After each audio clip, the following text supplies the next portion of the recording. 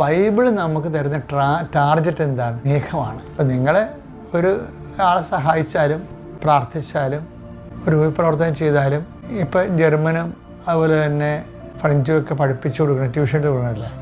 കൂട്ടുകാർക്ക് അത് ട്യൂഷനൊക്കെ കൊടുക്കും. അപ്പോൾ നമ്മൾ വിചാരിക്കും കൂട്ടുകാർ നമ്മളോട് കുറച്ചുകൂടി പ്രതിപത്തിയുള്ളവരായിരിക്കും എന്നൊക്കെ. അതാണ് നമ്മൾ ഉദ്ദേശിക്കുന്നത്. പക്ഷെ അതല്ല, അത് അറിവില്ലാത്തവരെ പഠിപ്പിക്കുക എന്ന് വെച്ചാൽ കാരുണ്യപ്രവൃത്തിയല്ലേ.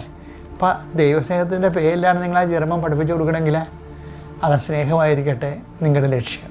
അപ്പോൾ എന്ത് ചെയ്താൽ എക്സ്ട്രാ ചെയ്യുന്ന കാര്യങ്ങളല്ല, എക്സ്ട്രാ ചെയ്യുമ്പോഴേ നമുക്ക് പെയിൻ ഉണ്ടാവുകയെ.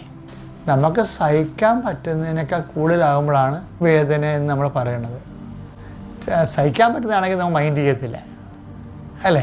എക്സ്ട്രാ വരുന്ന വേദനയാണ് വേദന എന്ന് പറയണത്. അപ്പോൾ എക്സ്ട്രാ വരണ എന്ത് ചെയ്യാവുന്നവരുടെ എക്സ്ട്രാ വരണ വേദന എന്ത് ചെയ്യണം?